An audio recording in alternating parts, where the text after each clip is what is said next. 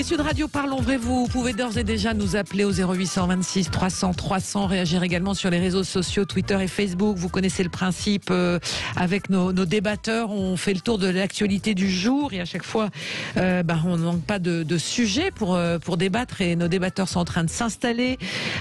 Sophie de Menton est avec nous aujourd'hui, bonjour. Chef d'entreprise et présidente du mouvement éthique. Vient de s'installer également Frédéric Dabi, le directeur général adjoint bonjour. De l'IFOP. Bonjour Frédéric. Et on est en ligne également avec Anne-Laure Blin qui est ici. Bonjour Anne-Laure. Bonjour. Députée LR du Maine-et-Loire, on est ravis de vous avoir en ce lundi matin. Et Mehdi Ouari qui est là également connecté. Bonjour Mehdi. Et bonjour. Essayiste et spécialiste du discours politique. Alors on dit souvent que les médias adorent faire des polémiques pour faire des polémiques, mais il faut quand même reconnaître qu'elles nous arrivent servies sur un plateau aussi tout au long des jours qui défilent. Et aujourd'hui, on va évoquer avec vous cette campagne de vaccination chaque semaine avec son lot de nouveautés. Puisque depuis aujourd'hui, les plus de 55 ans sans comorbidité, c'est comme ça qu'on dit, peuvent se faire vacciner avec 2 vaccins bien précis. Est-ce que c'est une véritable accélération ou un moyen d'écouler des stocks? On y reviendra. On reviendra avec vous aussi sur ce sondage publié par IFOP, Frédéric Dabi, Sud Radio et le JDD hier. Le retour du duel Macron-Le Pen, est-ce qu'il est véritablement inévitable à un an de la présidentielle du premier tour? Sans doute. Et puis à propos d'élections et de politique, ce débat qui revient sur les élections régionales. Est-ce qu'elles auront vraiment lieu au mois de juin? La question est posée par l'exécutif auprès des 36 000 maires de France qui doivent donner la réponse jusqu'à midi. Il y aura des débats également avec les parlementaires cette semaine. Mais à quoi joue le gouvernement? On se posera bien évidemment la question et vous nous appelez au 0826 300 300. Mais on commence tout de suite par vos coups de cœur et vos coups de gueule de l'actualité. Honneur à vous, mesdames. Sophie de Menton, qu'est-ce que vous voulez mettre en avant? C'est un coup de cœur. Figurez-vous qu'il y a... d'ailleurs, elle a un nom merveilleux, elle s'appelle Marie-Françoise Lheureux. Et elle a décidé d'offrir une retraite aux animaux de laboratoire. Moi... Ça me va droit au cœur. Et j'ai un beagle, et figurez-vous que les beagles, ce sont les chiens préférés des laboratoires. Ils sont tellement gentils qu'on peut leur faire n'importe quoi, ils ne mordent jamais. Oui. Et donc, c'est vrai on teste nos vaccins, on teste tout ce qui est nécessaire à notre santé, auprès des chiens, des chats, des chevaux, des lapins, des rongeurs, des primates, et bientôt les crabes. Et là, cette femme a décidé, alors après, quand ils ont bien servi, c'est déjà pagaie comme vie, on les euthanasie. Et j'ai trouvé que c'était vraiment bien. Au moment où, en plus, on est enfin en train de reconnaître un petit peu que l'animal n'est pas un meuble, elle a lancé une maison de retraite, enfin un parc, jardin, etc. Et elle recueille à 35 personnes déjà, 200 lieux d'accueil. Voilà, tous ces animaux qui sortent des laboratoires maintenant, 150 labos d'ailleurs sont sortis aujourd'hui, 4500 animaux. Et là, je trouve ça formidable, ça fait le bonheur des animaux. Donc vous pouvez regarder, le Graal, c'est basé à Charenton et ça s'appelle le Graal, et pour cause. Bien, quelqu'un. C'est un coup de cœur, il faut bien ça quand même. Oui, surtout que les animaux de laboratoire, ils sont passés un peu sous les radars. Complètement, là, on fait ce qu'on veut. Heureusement, il y a quand même L'Oréal, etc. Maintenant, il n'y a plus de tests des produits de beauté, on ne le fait plus en principe sur les animaux. Oui. Pardon, juste une parenthèse parce que ça c'est gai. Depuis qu'il y a la pandémie, il y a je ne sais combien d'adoptions de chiens. Et les gens ont besoin de tendresse, de toucher. Ça permet de sortir sans attestation aussi. Ouais. Pardon ? Ça permet de se promener sans attestation aussi. Oui, il n'y a plus besoin alors. Oui, il n'y a plus besoin d'attestation. Ouais, oui, si, en dehors du couvre-feu. Oui, c'est vrai. Voilà. C'est vrai. Voilà. Ceci peut peut-être expliquer cela. Vous êtes plus optimiste que moi. Bon. C'est ma vision des choses. On continue, Anne-Laure. Un coup de cœur. Moi, c'est également un coup de cœur. Un coup de cœur pour nos agriculteurs et plus particulièrement en ce moment après les conditions météorologiques qu'ils ont connues notamment la semaine dernière et qui ne sont pas finies parce que moi je suis dans un département, le Maine-et-Loire, où on a beaucoup de maraîchers, on a aussi des viticulteurs. Voilà, on a beaucoup d'agriculteurs qui travaillent avec la terre et c'est vraiment un coup de cœur parce que j'ai passé il y a une dizaine de jours maintenant une semaine entière dans une entreprise maraîchère du Saumurois après avoir déposé une proposition de résolution à l'Assemblée pour que les députés, notamment au début de leur mandat, puissent effectuer un stage en entreprise parce qu'on sait très bien qu'en début de législature, et c'est assez dramatique d'ailleurs, après à peine l'élection passée, tout de suite, les députés, les sénateurs doivent légiférer.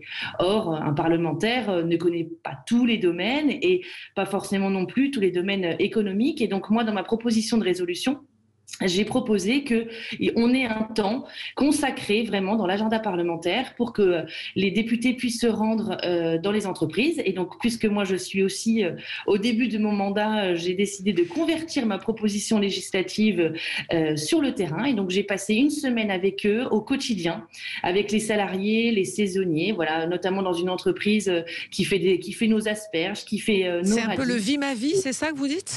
Oui, c'est ça. Bah, quelque part, oui. C'est vrai qu'ils ont aussi vécu la mienne parce que la semaine dernière, on a eu des nouvelles annonces. Mais avec mes impôts.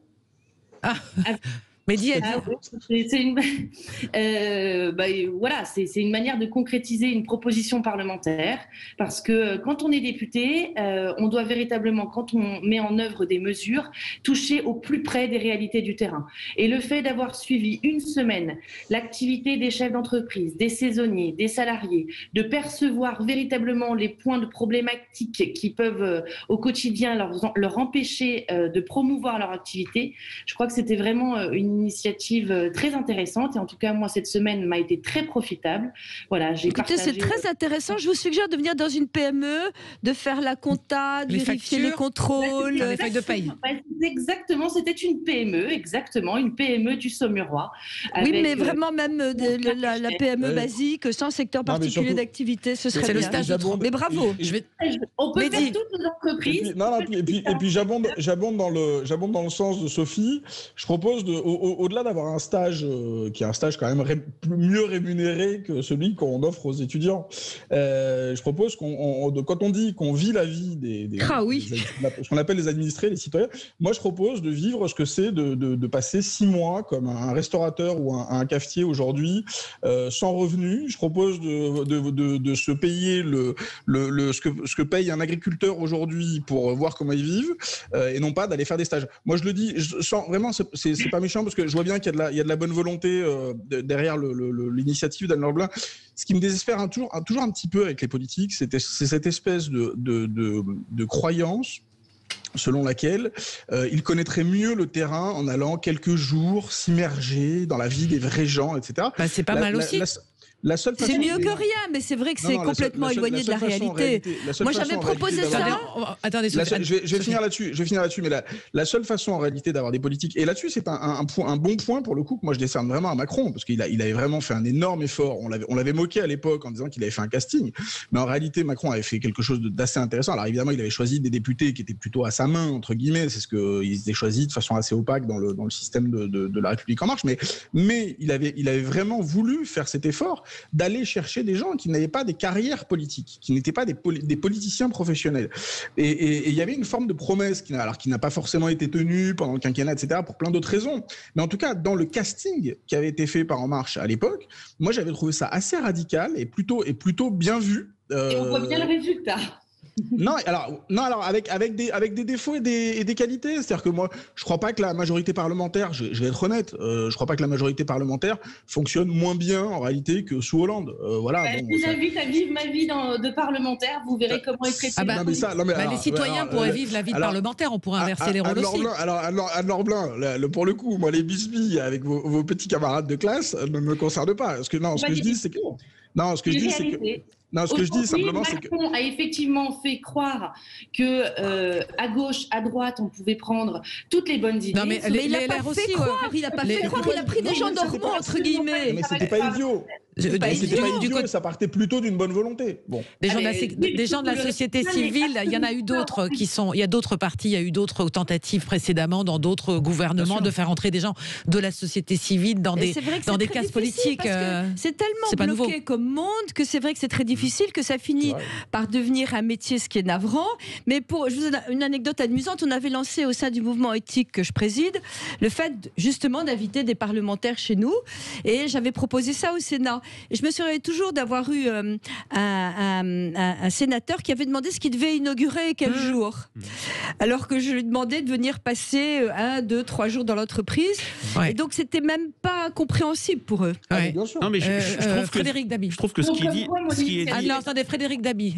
Ce qui est dit est plutôt intéressant. Moi, je ne crache pas loin de là sur ce côté vie ma vie. C'est vrai que la principale critique adressée au personnel politique, c'est la déconnexion par rapport au réel. Bien sûr, une semaine sans doute ne suffit pas, mais c'est mieux que rien. Alors sur le renouvellement en 2017, il a été très fort. C'est le plus fort depuis 1981, où il y avait les députés socialistes barbus, les enseignants qui étaient entrés en masse à l'Assemblée nationale. Il y a eu, si je dirais, le meilleur et le pire. Le pire, parce qu'il y a eu des erreurs de casting catastrophiques, parce que, la politique, c'est un métier, la professionnalisation de la politique, c'est quelque chose. Et puis, il y a eu des personnes extrêmement proches du terrain qui ont pu, je dirais, être sur une logique de Monsieur Smith au Sénat, de voir un peu comment fonctionnait une assemblée. Et certains font des parlementaires à gauche comme à droite, voire chez En Marche, parce qu'à droite aussi, il y a eu beaucoup de renouvellement avec des députés issus du monde rural. Ils ont pu apporter beaucoup de choses. Oui, tout à fait.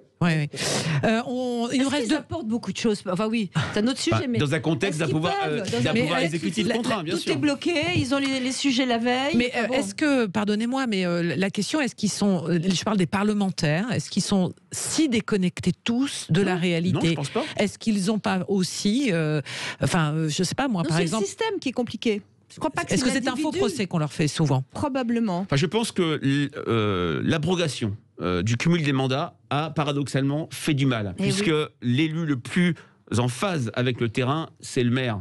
C'est le conseiller départemental. C'est quelqu'un qui a apporté d'engueulade ou de baffe, comme disait à une époque Gérard Larcher. Alors que là, nous avons des députés qui, s'ils ne jouent pas le jeu, s'ils ne vont pas en circonscription, personne ne leur reprochera. Même si, ils le payeront sans doute en 2022. Mais voilà, on n'a pas cette pression du mandat local. C'est là que moi j'ai un petit désaccord avec Frédéric, c'est qu'en réalité, le cumul permettait une chose qui était absolument terrible dans l'ancien système, qui était de créer des fiefs. Et donc, on avait des élus qui commençaient. Vous savez, les maires, c'est déjà des fiefs. Comme conseiller municipal, puis ensuite qui était élu maire, qui cumulait avec la fonction de conseiller départemental, à l'époque conseiller général, conseiller régional, député. Le Saint Graal, on était sénateur à vie quand on avait bien travaillé. Et en fait, le problème, c'est que tout ça était lié à la structure des partis, c'est-à-dire que la même personne qui gérait la mairie et la députation ou la place sénatoriale était aussi généralement, alors officiellement ou officieusement, le patron du parti dans la circonscription en question.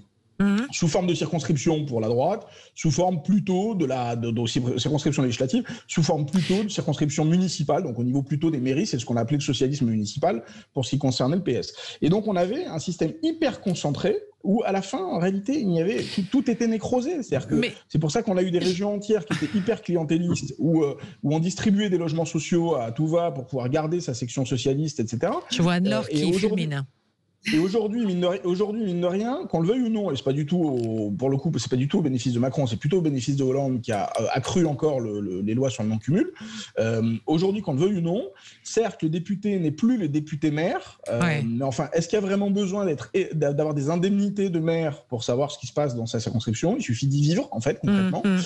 Et deuxièmement, si la personne est si déconnectée, il y a quand même des chances pour qu'elle soit battue à l'élection suivante, ou en tout cas, tout ça dépend d'une majorité législative qui est une logique nationale. Et donc, aujourd'hui, on a quand même un système qui est plutôt plus sain C'est-à-dire que je pense que ce sera très difficile dans les années à venir de faire ces vieilles carrières à l'ancienne, de vieux barons qu'on voyait, qu'on a tous connus voilà, depuis très très longtemps. Et en même temps, on reproche à des parlementaires, ou en tous les cas d'anciens hommes et femmes politiques, de retourner dans le privé, donc peut y avoir un mélange des genres. Donc on voit bien aussi la difficulté de notre démocratie, en tous les cas de notre institution politique à trouver finalement sa place. Enfin, c'est un peu comme ça qu'on voit les choses. Je vois l'heure qui tourne, mais on va faire une petite pause là, mesdames, messieurs, dans ce débat. On va s'arrêter et faire les infos de 11h et on se retrouve pour continuer avec nos débatteurs du jour, Mehdi Ouraoui, Anne-Laure Blin, Frédéric Dabi, Sophie de Menton. On continue des coups de cœur et les coups de gueule de l'actualité, puis on ouvrira donc le premier chapitre de cette émission autour de la vaccination désormais autorisée aux plus de 55 ans. À tout de suite. Et ils sont très en forme, nos débatteurs du jour aujourd'hui, et vous nous appelez vous aussi au 0826 300 si vous avez plus de 55 ans, que vous n'avez pas de comorbidité ou si vous en avez un tout petit peu, vous pouvez quand même nous appeler, nous dire si vous allez oui ou non voir pour une vaccination dans les prochains jours, puisque dès aujourd'hui c'est tout à fait possible. On va parler dans un instant de cette campagne vaccinale. Est-ce une véritable accélération? On en parle avec nos débatteurs du jour, Sophie de Menton qui est avec nous, chef d'entreprise, président du mouvement éthique, Frédéric Dabi, directeur général adjoint de l'IFOP, Anne-Laure Blin, députée LR du Maine-et-Loire, et Mehdi Ouraoui qui est essayiste et spécialiste du discours politique. Tiens, justement, Mehdi, je vous laisse la parole avec... on continue nos coups de cœur et nos coups de gueule de l'actualité. Oui, petite info, moi aussi, qui m'a intéressée ce week-end. Mais oui, nous avons une bonne nouvelle ces derniers jours. Il faut le souligner. L'Assemblée nationale a tout à fait, ça mérite d'être souligné. Surtout pour certains d'entre nous, pour certains citoyens, c'est même une nouvelle un peu historique que les langues dites minoritaires ou régionales ou territoriales, on les appelle un peu comme on veut, soient enfin reconnues à leur juste place dans la loi, en étant capables en plus de dépasser l'opposition un peu stérile entre une république, disons, uniforme et des territoires où on parle breton, corse, basque. Nous, il se trouve qu'on parle basque à la maison avec mes enfants, qu'ils vont dans une école immersive bascophone, que donc c'est quelque chose qui me tient à cœur, qu'on pratique au quotidien. Et c'est vrai que c'est quand même une très belle nouvelle que donc l'Assemblée nationale ait adoptée par un vote conforme, y compris contre l'avis du gouvernement qui ne souhaitait pas reconnaître, par exemple, l'enseignement immersif, c'est-à-dire en fait le fait de parler toute la journée aux enfants dans une langue régionale à l'école publique. Et je crois que c'est très important de le souligner, à l'école publique, que l'école publique se lance aussi dans cette aventure. Et c'est aussi le signe que les mentalités évoluent et surtout qu'on est capable de comprendre que le bilinguisme, le multilinguisme n'est pas un handicap, mais au contraire une richesse, à la fois pour la collectivité en général, avoir des gens qui sont capables de vivre leur identité commune, le français, et puis une identité particulière, le basque, le breton, le corse, d'autres, l'arabe, le portugais, le chinois, il y a aussi d'autres choses, il y a aussi des identités étrangères. Et donc, c'est quand même une très belle nouvelle qu'on soit capable de positiver les choses de cette façon-là, avec en plus une chose qui, à mon avis, est importante, c'est de souligner que le bilinguisme ou le multilinguisme ne handicape pas les enfants comme on l'a trop souvent fait croire. Encore récemment, par exemple, j'ai croisé un papa portugais qui parlait très mal le français, qui faisait beaucoup d'erreurs de syntaxe, et à qui l'instituteur avait préféré dire qu'il fallait qu'il parle en français à ses enfants à la maison, et alors qu'en réalité, en parlant à ses enfants dans sa langue forte, probablement, il leur aurait transmis cette magnifique langue qu'est le portugais, tandis que l'école de la République, et puis le reste, la rue, les gens, l'environnement, puisqu'on parle français partout, évidemment, leur aurait transmis le français. Et donc, je crois que c'est bien qu'on soit capable de sortir de ces préjugés-là, d'autant que les enfants, alors c'est le cas, par exemple, nous, pour les écoles immersives au Pays Basque, elles ont les meilleurs résultats aux examens français, aux examens nationaux français, notamment le bac et le brevet. Mais en plus, on voit bien que ce sont des enfants qui sont plus agiles intellectuellement et qui sont probablement mieux préparés au monde dans lequel on vit, un monde dans lequel on est obligé de s'adapter beaucoup, dans lequel on est obligé de jongler beaucoup. On voit bien que les événements et puis la mondialisation nous obligent à jongler beaucoup. Des enfants qui ont des meilleurs résultats, notamment en logique, en mathématiques, pas seulement dans les matières littéraires et dans les matières linguistiques. Et donc, je pense que tout ça est une belle nouvelle et qu'on peut, on peut le saluer et en profiter. Oui, j'ajoute, vous n'avez pas parlé des calandrettes, c'est la langue occitane dans les calendrettes, voilà, absolument. Il y en a beaucoup. Aussi nous, en bordure. Et puis ce sont des options qu'il y a au bac et qui ont été supprimées. En tous les cas, il y avait une forte menace aussi de ce côté-là. Et c'est vrai que c'était assez incompréhensible de la part et des enseignants et des familles qui souhaitaient on va dire cet apprentissage des langues dès le plus jeune âge, des langues étrangères et pas uniquement que l'anglais. Donc ça, c'était votre coup de cœur. Et décidément, on n'a que des coups de cœur ce matin. Donc je finirai moi avec mon coup de gueule. Mais votre coup de cœur, Frédéric? C'est moins un coup de cœur qu'une sorte de remarque, une sorte d'éclairage. Et je vais parler de l'école comme Mehdi Ouraoui l'a fait, mais je vais parler de fiction. Ce soir, sur les deux plus grandes chaînes françaises, il y a 2 fictions avec l'école au centre. Sur TF1, le remplaçant avec le sympathique Joe Star. On avait Elena Noguera tout à l'heure qui joue le rôle d'un professeur remplaçant, décalé, au look sympathique, qui s'inspire vraiment du cercle des poètes disparus et qui va embarquer ses élèves. Sur France 2, il y a l'école de la vie. Alors, je n'ai vu aucune de ces fictions, bien sûr. C'est un instituteur qui connaît un drame personnel et qui va se reconstruire au fur et à mesure des épisodes avec le contact de ses élèves. Ce qui est intéressant, 2 fictions différentes, des thèmes différents, mais qui place l'enseignant au cœur du film. Et alors, bien sûr, ce n'est absolument pas original. Ça fait très longtemps que l'école, les instituteurs, les enseignants sont présents dans les œuvres de fiction. Bien sûr, on pense à Victor Novak, Gérard Klein, l'Institut qui nous a... tout ça, voilà, et c'est vrai que c'était une idée, petite anecdote de François Mitterrand qui avait glissé l'idée à Pierre Grimblat d'avoir une sorte de modèle iconique républicain. C'est pas seulement des enseignants, Madame la proviseure, Danielle Delorme. Pour les plus de 40 ans et demi, Joël Mazar dans Joël Mazar, c'est-à-dire Véronique Jeannot, l'assistante sociale qui est détend et qui aime étant ses élèves. Moi, ce que je trouve assez intéressant, c'est qu'il y a une dimension peut-être de réassurance. On est aujourd'hui à un moment où jamais la confiance dans l'école a été si faible. On avait fait avec Marianne et Sud Radio, je crois, une enquête sur les 1 an du mouvement des Gilets jaunes et on demandait aux Français qu'est-ce qui les énervait, qu'est-ce qui les mettait en colère. 2 items et qui symbolisaient ce mouvement des Gilets jaunes et ce qu'on connaît en ce moment. 1, le travail qui paye mal, et 2, la situation jugée très dégradée de grandes institutions, l'école et l'hôpital. C'était quelques mois avant la crise du Covid. Jamais les parents ont été aussi inquiets du devenir de leurs enfants. Il y a ce déclin, et à titre personnel, je le déplore vraiment fort, de l'école laïque au profit de l'enseignement privé. J'ai rien contre le privé, mais il y a vraiment des choses où, même chez des gens... on est tout à fait pour le privé, mais on aimerait que l'école publique soit au niveau. Mais merci Sophie d'être représentante de l'école privée. Voilà. Et donc on est vraiment dans un moment particulier, et je trouve assez intéressant que la fiction, je n'ai pas vu ces œuvres, mais sans doute vont-elles présenter une vision idéalisée de l'école dans un contexte où jamais ce qui fait les pans et les fondements de l'école ne sont jamais effondrés. Je pense à l'école comme sanctuaire, mise à mal par l'affaire de Créteil il y a maintenant 1 an et demi, 2 ans, et bien sûr l'affaire Samuel Paty. Moi, Frédéric, ce qui m'inquiète énormément, j'ai vu un très court extrait avec Joe Star, ça avait l'air sympathique, mais ce qui m'inquiète beaucoup, c'est pour être démago, généralement le prof, il est en jean quasi troué. Il est en pantalon de velours et tout. Là, c'est bien, mais peut-être, mais j'espère que ça ne va pas tomber. C'est pas le mauvais garçon, tomber dans la démagogie, où on est là, le prof pour faire bien fait des fautes de français. Je parle du symbole et du... ça dépend du feuilleton, le symbole. Il faut voir, parce qu'on l'a vu, on en parle avec Elena Noguera, qui expliquait que effectivement Joe Star représente finalement ce professeur atypique qui raccroche aussi par sa personnalité certains élèves qui sans doute sont en train de casser la gueule, etc. C'est une image d'aujourd'hui. Je n'ai pas complètement vu l'extrait que j'ai vu, mais c'est l'image aussi de ce que peut être certains, ou en tous les cas des établissements, en tous les cas l'image de certains établissements scolaires. Donc Christine, on a quand même un petit sujet, c'est que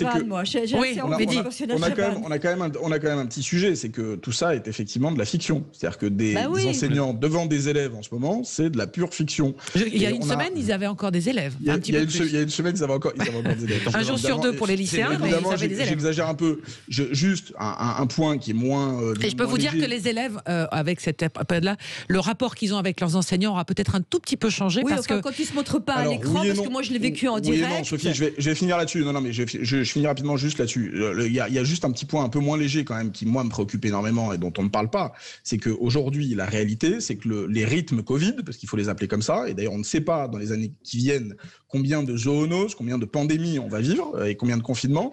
Le problème que nous avons, c'est quand même que c'est un fabuleux et terrifiant et formidable accélérateur à inégalité. C'est-à-dire que nous avons, moi je le vois au quotidien, Nous avons des gamins qui seront des gamins encore plus forts. Les forts en thème seront encore plus forts qu'avant, tandis que les décrocheurs aujourd'hui sont en train de passer dans une autre dimension. Tous les enseignants vous le disent, et moi je suis effaré de voir que collectivement, je ne blâme pas seulement le ministre, évidemment, c'est le premier responsable, mais ni encore moins seulement l'éducation nationale, parce que je crois que c'est une réflexion qui dépasse tout cela et que les parents, les associations, les mairies devraient penser à tout ça également. C'est incroyable que nous n'ayons pas été capables de dire que les gamins les plus décrochés, en réalité, parce qu'ils sont, c'est pas des décrocheurs, c'est des décrochés d'ores et déjà, soient accueillis le soir, le week-end, les mercredis, pendant les vacances scolaires, etc., pour rattraper ce qu'ils n'ont pas pu faire comme c'est de la discrimination, on dira. Non, parce qu'en France, il y a quand même quelque chose qui s'appelle quand même la redistribution et la justice sociale. Et donc, il suffirait de prendre simplement, moi je vous le dis, il y a un critère très simple qui s'appellerait le quotient familial. Aujourd'hui, moi je vous donne un exemple, et je donne un exemple à vos auditeurs qui me paraît extrêmement effrayant, c'est qu'un fils de chirurgien qui n'opère pas, parce que les opérations ont été reportées pour cause de Covid, est accueilli de façon prioritaire à l'école, tandis qu'un fils de livreur Uber ou de Deliveroo ou un fils de caissière à Carrefour n'est pas... des professions, je pense. Je n'oppose pas. Vous avez raison de dire qu'un fils de livreur n'est pas, mais je pense que les chirurgiens, ils se trompent pas les pouces, faut pas déconner. Frédéric, je n'oppose pas les enfants. N'opposons pas, il y a après, la liste des personnes qui ont... enfin, je parle pour ce que je connais, mais la liste a été élargie aussi. Il y a des enfants dont les parents sont coincés au supermarché ou des choses comme ça, enfin, qui sont accueillis dans certaines écoles. Les mairies ont élargi la liste. C'est quand même une des meilleures du monde. Les enfants qui sont déjà les plus favorisés. Et ne prenons pas forcément les plus riches, parce que... Et ne prenez pas forcément les plus riches, parce qu'en réalité, dans l'éducation nationale, on sait très bien qui sont les plus favorisés, et j'en fais moi-même partie, ce sont les enfants d'enseignants. Donc, simplement, les enfants qui sont les plus favorisés... Je voudrais juste faire mon petit coup de gueule. Je voudrais juste faire mon petit coup de gueule pour la France qui habite à plus de 2h30 de Paris. Voilà, donc cette loi qui a été adoptée en première lecture, loi climat et résilience, donc qui interdit désormais les vols supérieurs lorsqu'un trajet en train permet d'effectuer le même trajet en moins de 2h30. Quand on regarde la carte de France, c'est vrai qu'il y a des destinations où c'est compliqué. Et en plus de ça, je pense que ça ne va ni régler ni d'un côté ni de l'autre la situation du transport aérien. Et on tape encore une fois sur l'avion. Voilà, je trouve que je rejoins mes confrères de la Dépêche du Midi qui ce matin font une sur cet avion que l'on aime sacrifier aujourd'hui au nom de beaucoup de choses. C'est 100 000 emplois aujourd'hui directs qu'il faut... Alors en plus, c'est l'État qui subventionne ça. C'est hallucinant. Il ferme des liaisons et il file du pognon parce qu'il ferme les liaisons. Enfin, on tombe sur la tête. On subventionne Air France de façon hallucinante en disant on volera plus. Mais enfin, je trouve que c'est de la folie. En plus, on n'a pas exactement expliqué parce que le 2h30 et les liaisons transversales, c'est très compliqué. C'est extrêmement compliqué. Faites un Bordeaux-Lyon. Et alors, quand à l'aéroport de Nantes, on nous a... Enfin, je n'en parle même plus de l'aéroport de Nantes. Tout ça pour dire, finalement, non. Allez, on s'arrête sur Sud Radio. On va ouvrir notre premier débat, la campagne vaccinale. Encore une fois, on en parle. On va s'intéresser aux plus de 55 ans. Est-ce que c'est une manière pour le gouvernement d'écouler des stocks de vaccins dont les Français, on va dire, rechignent à se faire vacciner avec, c'est-à-dire l'AstraZeneca. On va en parler dans un instant, où c'est une manière d'accélérer parce que les Français répondent présents aujourd'hui sur cette envie d'en sortir par la vaccination. On vous attend, c'est au 0826 300 300. À tout de suite. Allez, mes amis, vous êtes les bienvenus. 0826. Voilà. Exactement. Mehdi Ouraoui qui est là avec nous, essayiste spécialiste du discours politique. On est avec Anne-Laure Blin également, députée LR du Maine-et-Loire, Frédéric Dabi, directeur général adjoint de l'IFOP, et Sophie de Menton, chef d'entreprise, présidente du mouvement éthique. Cette campagne de vaccination qui semble s'accélérer encore une fois, 0826 300 300. Et donc on a appris hier que le ministre de la Santé donnait son feu vert donc pour l'ouverture de la vaccination à tous les Français âgés de plus de 55 ans, avec la première livraison du vaccin de Johnson & Johnson attendue aujourd'hui en France avec une semaine d'avance. C'est pour ça que il se met à faire froid tout d'un coup, sans doute. Vendredi, la Haute Autorité de Santé a aussi recommandé une seconde dose de vaccin différent, c'est-à-dire qu'on allonge cette deuxième dose de vaccin pour le Pfizer, BioNTech et le Moderna, et notamment pour les moins de 55 ans qui avaient reçu une première dose d'AstraZeneca aussi. Eh bien, eux pourront se faire vacciner, mais avec un autre vaccin s'ils ont des doutes, évidemment, des craintes de thrombose atypique. Alors, cet espacement de la deuxième dose, cette cette ouverture aux plus de 55 ans, est-ce que c'est une manière d'accélérer encore un peu plus la vaccination? Est-ce que c'est une manière d'écouler les AstraZeneca qui ne trouveraient pas preneur? Enfin, je mets ça au conditionnel, mais c'est de l'affirmatif, puisque c'est une réalité sur le terrain. Qu'est-ce que vous en pensez? Anne-Laure Blin, qu'est-ce que vous en pensez de cette, on va dire, cette ouverture aux plus de 55 ans qui trépignait, sans comorbidité, on le rappelle? Mais je crois que de toute manière, je ne sais pas. Peut-être que c'est une opération de communication. On nous explique que la vaccination s'accélère, mais quoi qu'il en soit, le gouvernement doit permettre à tous les Français, quels qu'ils soient, et très rapidement, de se faire vacciner. Les personnels prioritaires, mais aussi les autres. Et je pense notamment aux enseignants. On est rentré depuis la semaine dernière dans une troisième phase du confinement. Et ce nouveau confinement s'explique par le fait que la vaccination n'a pas été assez vite. Donc il faut naturellement l'amplifier partout sur le territoire. Alors il y a quelques mois, on nous expliquait que le vaccinodrome n'était pas utile. Moi, j'en ai un qui ouvre depuis aujourd'hui. J'en ai un autre et je vais à une inauguration tout à l'heure dans ma circonscription d'un nouveau centre de vaccination. Donc tout ça, c'est très bien. Mais je crois qu'il ne faut pas perdre de vue que pour qu'il y ait une vaccination d'ampleur, il faut que nous ayons les doses. Et on peut mettre en place tout ce que l'on souhaite. Si nous n'avons pas les doses, ça ne servira à rien. Ça, je suis bien d'accord avec vous. Et ce qui est terrible, c'est que... Alors, en plus, on se pose la question, mais ça me fait penser à cette histoire très drôle de quelqu'un qui demande à un médecin, docteur, qu'est-ce que je dois penser de ces vaccins? Et le médecin qui lui dit, écoutez, je sais pas, je suis pas journaliste. Donc, oui, on nous demande indéfiniment ce qu'on doit penser de ça. Alors d'abord, pour les stocks, j'ai envie de dire que on n'écoule pas des stocks, puisque maintenant, tout le monde est paniqué sur AstraZeneca, tout le monde décommande. Alors là, on ne peut pas dire qu'ils vont être périmés, ils vont être fichus, alors qu'on a une chance d'avoir une thrombose, autant, vous l'avez dit tout à l'heure d'ailleurs, que d'être foudroyé. Oui. Donc déjà, on a découragé toute une partie de la population. Ensuite, on joue avec des âges. Pardonnez-moi, dès qu'on est 52 ans ou 56 ans, quelle est la différence pour la thrombose? C'est un manque de bon sens qui est complètement fou. Ensuite de ça, je suis tout à fait d'accord, on fait des vaccinodromes sans dose. Ensuite de ça, on empêche indéfiniment ceux qui peuvent de faire quelque chose. Rachida Dati a un centre formidablement bien géré dans le 7e arrondissement, avec l'aide d'ailleurs de boîtes privées du mouvement éthique. On a menacé de la fermer parce qu'elle donnait les doses le soir au personnel enseignant. Elle vaccinait le personnel enseignant le soir. Et la maire de Paris en a fait une affaire politique et a voulu faire fermer le centre de vaccination. Je crois que c'est pas la maire, c'est plutôt les autorités de santé. Les autorités de santé par rapport à Rachida Dati. Non, alors c'est Anne Hidalgo qui a appelé le préfet de Paris pour faire fermer le centre parce que c'était pas légal. Voilà, déjà, alors là-dessus, elle a eu tous les contrôles qui ont dit que ça allait. Ensuite de ça, dans les aberrations, on interdit. Boiron vient de sortir le premier test, un laboratoire français, il vient de sortir l'homéopathie déremboursée, en passage, vient de sortir un autotest. Bon, les autotests, les labos, le lobby des labos, dans les entreprises, on n'a pas le droit d'en avoir. Nous, on voulait donner des autotests à nos salariés. Terminé, on n'a pas le droit. Tout est comme ça, indéfiniment, avec une gestion qui était vraiment plutôt pro-Macron, etc. J'en peux plus. Les contradictions, l'absence de bon sens, les interdictions, les lobbies pharmaceutiques et laboratoires, je n'en peux plus. Pardon.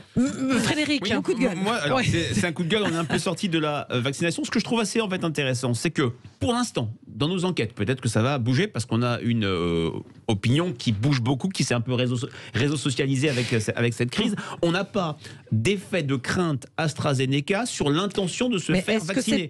Est-ce que ça n'est pas comme pour la crainte du vaccin, pardonnez-moi, on va dire un effet d'optique, on va dire grossi par les médias. J'ai envie de vous dire ça. Est-ce qu'on n'a pas, nous, grossi le fait que les Français, soi-disant, ne voulaient pas se faire vacciner alors qu'il y a une appétence à se faire vacciner? Est-ce qu'on n'a pas grossi demandez autour de vous. Alors, je vais vous dire. Alors, c'est très intéressant, votre question. Au mois de décembre, il y a eu des conclusions très hâtives sur les enquêtes d'opinion qui étaient les Français sont contre les vaccins. C'était bien sûr. Est-ce que ça n'a pas figé le gouvernement? Il n'y a que 10-15% d'anti-vax, ça fait déjà du monde, mais les Français étaient sur une position attentiste. Maintenant, ils sont clairement dans une volonté de se faire vacciner, puisque c'est compris comme le meilleur moyen de retrouver le chemin des jours heureux, le cours de la vie normale, etc. Et ce qui est assez notable, c'est que les polémiques AstraZeneca, bien sûr, ça et là, sur le terrain, vous allez me dire, oui, j'ai entendu dire qu'on refusait l'AstraZeneca, ou bien ce qu'on entend dire au Chili, en Colombie-Britannique, que malgré le vaccin, on reconfine, ça n'a pas, pour l'instant, altéré la propension, la disposition à se faire vacciner, même si, et là je rejoins Sophie, les critiques vis-à-vis de la gestion de l'exécutif sont maintenant extrêmement sévères, même si elles ne touchent pas le président directement. Mehdi. Oui, moi je trouve qu'il y a un contraste assez saisissant entre, c'est ce que vient de dire Frédéric, les critiques qui sont désormais unanimes quasiment sur la politique du gouvernement. Je vous prends un exemple tout bête, je dois confier, nous devons avec ma femme confier nos enfants à ses parents, on ne sait pas, et donc ils habitent dans une autre région, une région qui vous est chère puisqu'ils habitent à Toulouse, Christine. Il faut qu'ils aillent au parc des expos de Toulouse. On ne sait même, non mais alors eux ils sont vaccinés, mais on ne sait même pas, certains sites, on a fait les recherches, comme tous les Français, on ne sait même pas si, par exemple, il y a besoin d'un test PCR pour faire le trajet. Non. Parce que Non. Alors, je me suis renseigné, effectivement, la réponse est non, donc je le dis à tous les grands-parents qui nous écoutent, je les rassure. Mais enfin, moi, ça m'a bien pris 2 heures, en fonction des sites, etc., qui donnaient des informations différentes, pour trouver l'information. Et donc, il y a quand même ça, c'est plutôt le négatif. L'aspect positif des choses, c'est ce que vient de dire Frédéric. C'est que quand même, on pouvait avoir, en raison de cette grande désorganisation et de cette incapacité à transmettre de l'information fiable, on pouvait avoir un mouvement d'opinion très dangereux, anti-vax, anti-démocratie, anti-science, qui pouvait éventuellement se développer dans les derniers mois. Et on voit bien que les Français ont été plutôt sereins et ont été plutôt sages, en dépit d'ailleurs des confinements, en dépit de la brutalité des décisions qui étaient prises par un Conseil de défense dont on ne connaît pas la composition, qui prend des décisions un peu opaques, etc. Et je trouve que nos concitoyens ont été extrêmement sages et qu'ils ont notamment évité de rompre avec cette grande tradition française, qui est la tradition de Pasteur, qui est la tradition du lien avec la science, la médecine, les vaccins, etc. Ce sont un peu des mots, tout ça. Parce que Pasteur... Non, pas tout à fait. Non, mais pas tout à fait, parce qu'il y a eu évidemment d'énormes cafouillages. Alors, on parle de Pasteur, mais typiquement à l'Institut Pasteur, cette espèce d'histoire folle, où pour des raisons administratives, on n'a pas de vaccin français parce que des caciques administratifs se tirent la bourre les uns les autres.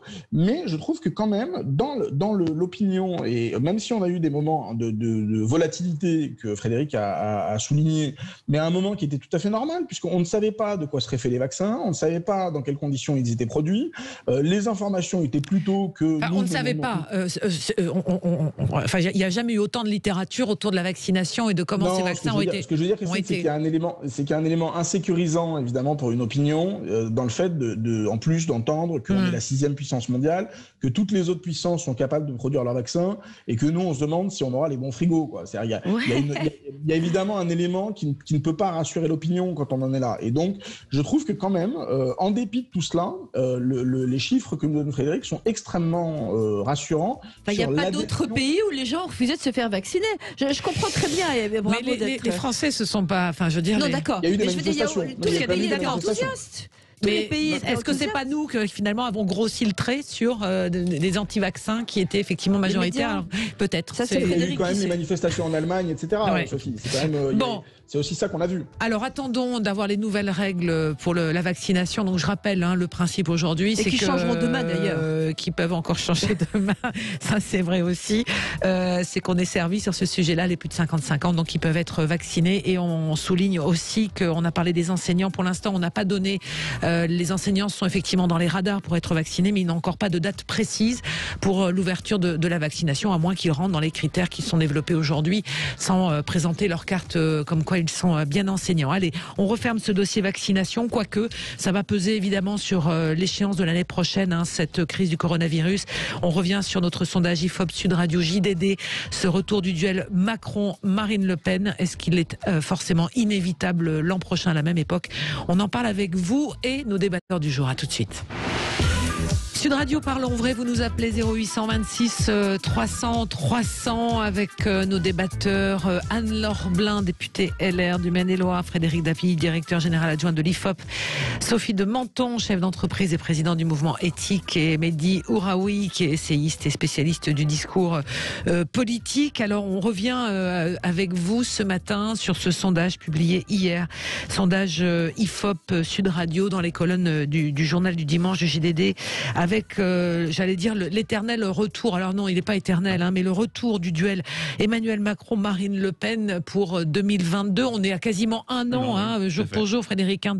On n'a pas les dates d'ailleurs. Ça doit tous boucler avant le 13 mai. 23, voilà. Donc ça sera comme en 2017 et en 2012. Premier tour. Approchez-vous du micro, Frédéric. Premier tour autour du 20 avril et puis deuxième tour entre le 7 et 8 mai. Je n'ai pas les dates, mais on peut très facilement. Je crois que le 13 mai, ça doit être bouclé. Donc ça peut être le 6 mai alors. Ouais, absolument.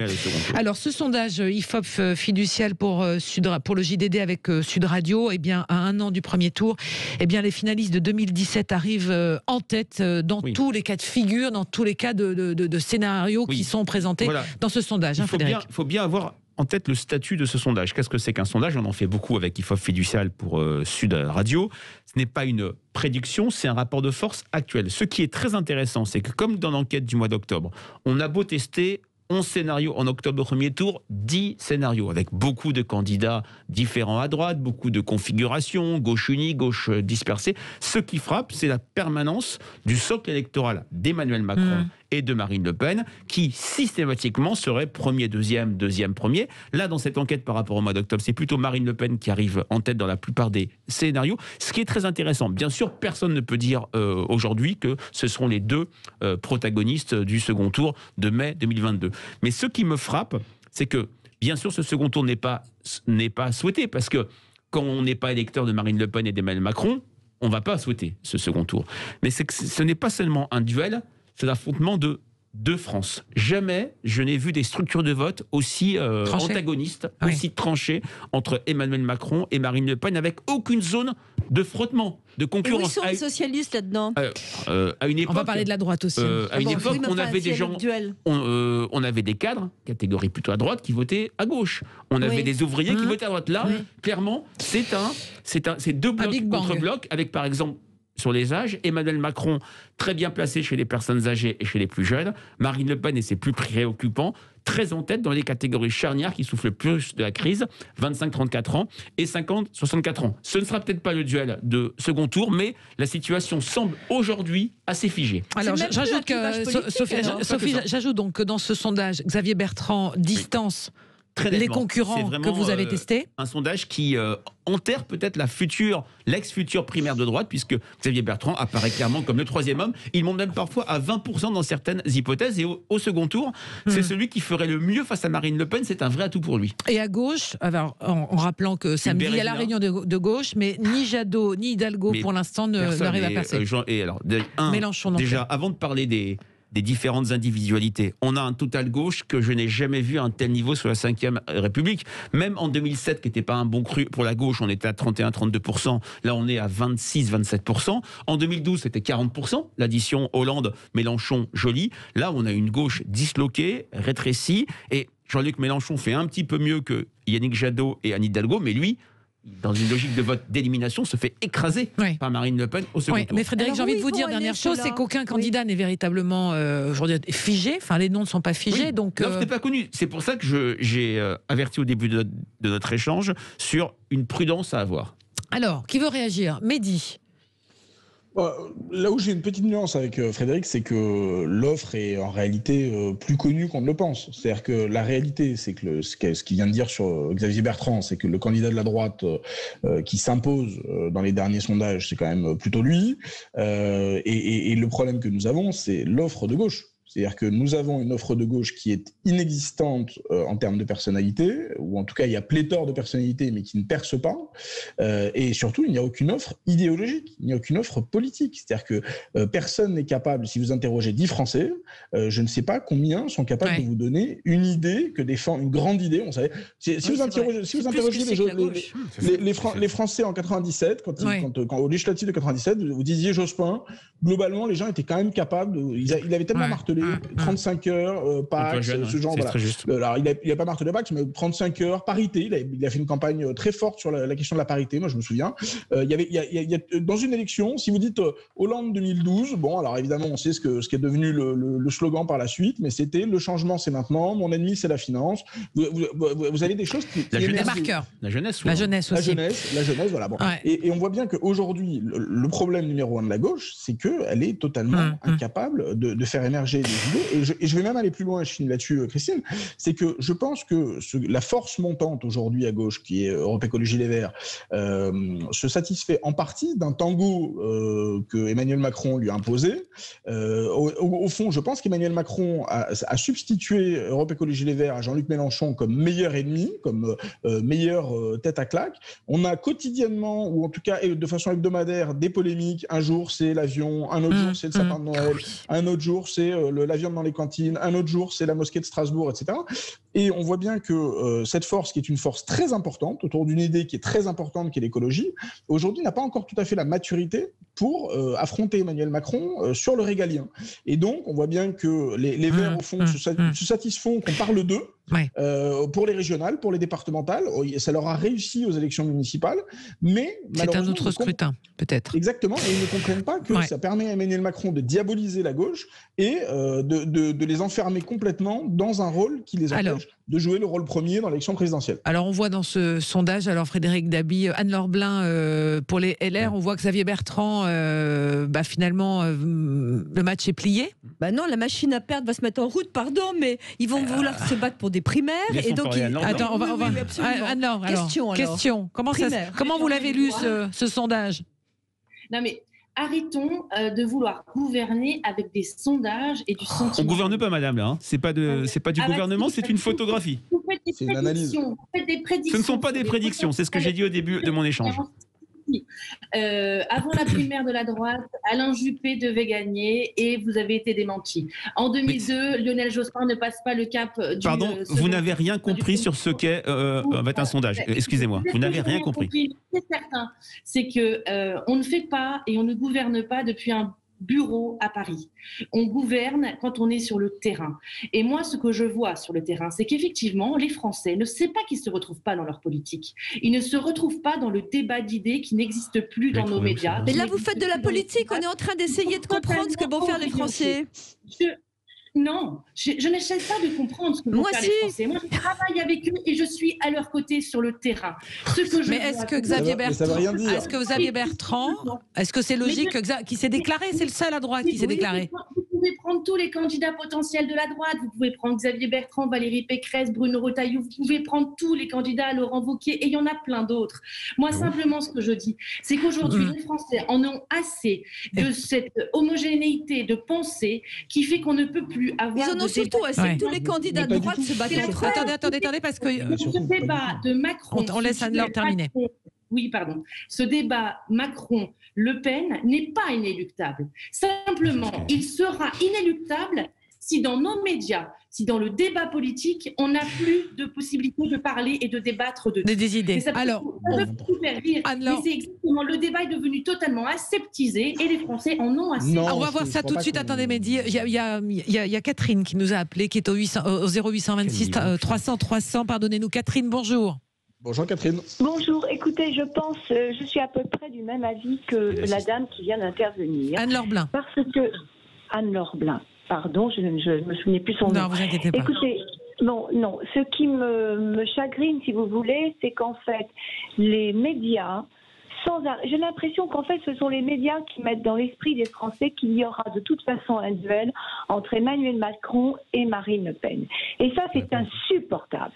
D'autre part, effectivement, monsieur, vous dites que les sondages, c'est une photographie. Mais il n'empêche que sans arrêt, on ne fait des sondages que sur ces deux-là et on le commente sur... On a testé 10 hypothèses différentes. Attendez Frédéric, on va laisser terminer puis Frédéric, vous réagirez derrière. Moi, je n'ai que 2 minutes pour parler. on ne parle que de Xavier Bertrand. Il y a d'autres candidats à droite. Ces candidats à droite, on ne veut pas les faire émerger. En l'occurrence, on n'en parle pas. Excusez-moi. On n'en parle jamais. On ne parle pas de Renaud, je ne sais plus son nom. Bruno Retailleau. On ne parle pas. Allez-y, Catherine. On ne parle pas de, de Laurent Wauquiez. On ne parle que de Xavier Bertrand qui se détache. Excusez-moi, si c'est monsieur Xavier Bertrand qui est effectivement le candidat de la droite, il ne sera pas au second tour. De toute façon. Et d'autre part, je suis pour les primaires. C'est la seule façon de départager les gens à droite.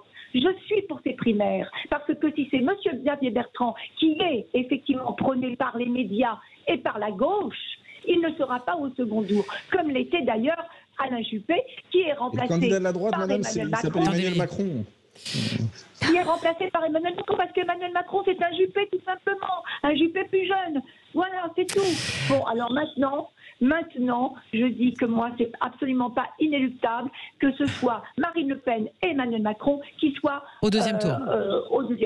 Voilà. Merci beaucoup, Catherine, pour votre appel. Et voilà, ça s'entend ce que dit Catherine, Frédéric. Ce que dit Catherine est complètement entendable et plutôt juste. C'est pour cela, en fait, madame, qu'on ne sait pas arrêté sur une seule hypothèse où on ne se serait pas fatigué. On aurait testé que Xavier Bertrand, puisqu'il est effectivement un peu plus audible en ce moment après sa déclaration de candidature. On n'aurait gardé que Yannick Jadot, alors qu'on a testé par exemple Éric Piolle. On a fait l'effort à l'IFOP et avec Sud Radio, que je remercie d'avoir commandité ce sondage, d'avoir interrogé 2000 Français, 2 fois plus que d'habitude, et d'avoir testé tous les premiers tours et tous les seconds tours possibles. N'oubliez pas la critique assez juste qui avait été apportée au système médiatique et au sondage en 2002, c'était pendant 5 ans, vous n'avez fait que annoncer la finale Chirac-Jospin. On sait comment ça s'est terminé. Maintenant, j'entends ce que dit aussi Madame Blin. Je trouve que, sacraliser comme ça le terrain qui a raison et nous qui sommes en fait à Paris qui avons tort, c'est extrêmement démagogique et faiblard. Alors, on va faire une pause tout de suite parce qu'il y a un autre sujet que je voudrais évoquer sur ce sondage avec vous également, c'est l'état de la gauche dans ce sondage également, et c'est à suivre dans un instant. On vous entend aussi au 0826 300 300, puisque véritablement il y a des divisions et il y a des tractations en cours. Vont-elles arriver à leur terme? Ça, c'est une autre histoire. Allez, on en parle dans un instant et vous continuez de nous appeler au 0826 300 300 sur Sud Radio. On en parle avec vous. Allez, on continue ce débat autour de l'élection présidentielle avec ce sondage IFOP pour Sud Radio et le JDD avec le retour du duel Emmanuel Macron, Marine Le Pen pour le deuxième tour de la présidentielle. Si on votait aujourd'hui, c'est une photographie à l'instant T, on le précise et on le rappelle, et on va s'intéresser à l'électorat de gauche que vous avez testé dans ce sondage, parce que c'est pas une très bonne nouvelle. Si on arrête et on fige les choses aujourd'hui, c'est que même rassemblé, Frédéric Dabi, ça ne veut pas dire pour l'instant que le rassemblement fait la force. Tout à fait. Et ce sondage annoncerait, on met du conditionnel, un troisième 21 avril pour la gauche. Ce qui est très intéressant, c'est qu'en 2002, c'était ce coup de tonnerre auquel personne ne s'était attendu. En 2017, beaucoup de gens de gauche disaient finalement Emmanuel Macron, c'est peut-être un candidat de centre-gauche. Je rappelle que son socle électoral du premier tour vient pour moitié de l'électorat Hollande. Là, on a, avant de parler même des différentes personnalités,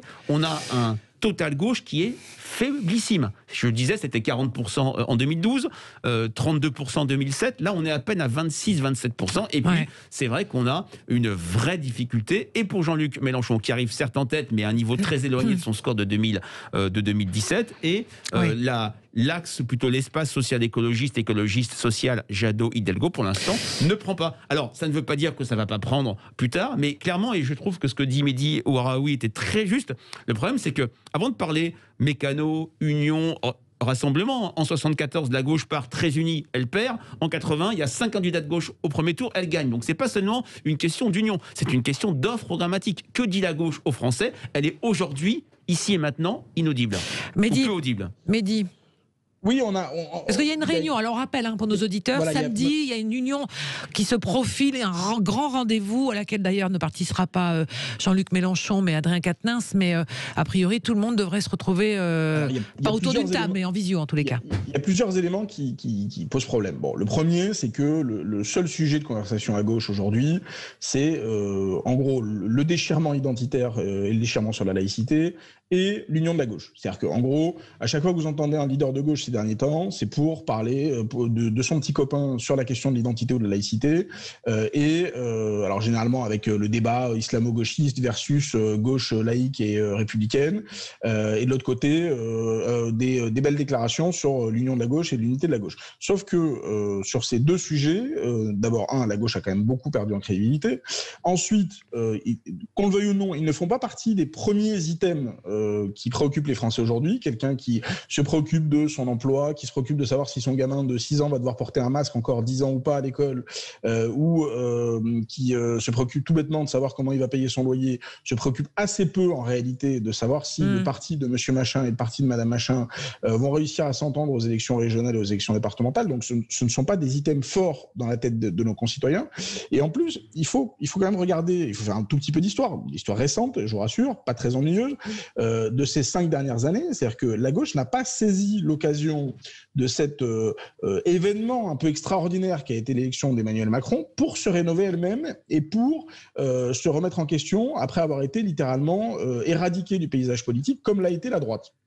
Et donc, au lieu de faire ce travail pendant 5 années de fond, d'offres programmatiques et d'amener sur le devant de la scène un certain nombre de grandes idées, je pense par exemple à la question du revenu universel, qui est une des seules idées qui en réalité a percé dans le débat, mais il y aurait pu y en avoir 10, 15, 20, 30, voilà. Mais au lieu de faire ce travail-là pour rétablir un contenu programmatique à la fois radical et un peu nouveau et crédible en termes de gouvernement, ce travail n'a pas été fait. Et enfin, le dernier élément qui, à mon avis, n'est pas un élément tout à fait anecdotique dans la Ve République, et surtout quand on pense évidemment au pouvoir personnel, éminemment personnel, qui est celui du président de la République, c'est que les personnalités de gauche aujourd'hui, et la première d'entre elles, qui est Jean-Luc Mélenchon, qu'on le veuille ou non, ont été, ces dernières années, pris dans une forme de tourbillon où elles se sont progressivement décrédibilisées.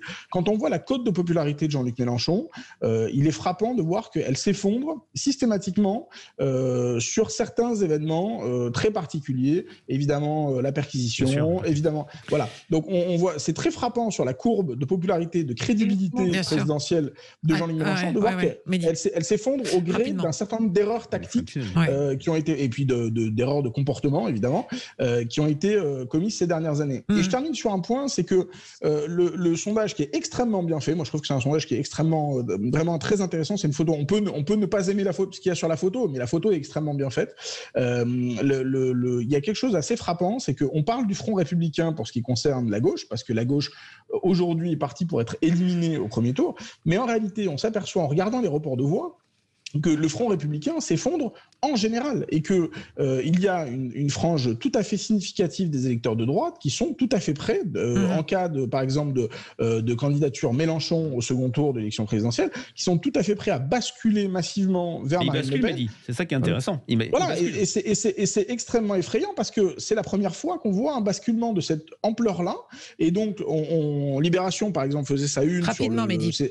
Je finis là-dessus, mais Libération faisait sa une sur les électeurs de gauche qui n'iraient pas voter Macron au second tour face à Le Pen. Mais en réalité, ce qu'on voit, c'est que ni les électeurs de gauche, ni les électeurs de droite ne sont prêts désormais à faire ce barrage républicain. Voilà, alors je voudrais qu'on reste sur la politique. Il nous reste 5 grosses minutes à voir ensemble sur ce qui est en train de se passer autour de la réflexion de la tenue ou non des élections régionales. Donc le principe, c'était que ces élections devaient avoir lieu. Elles ont été décalées, mais elles avaient lieu.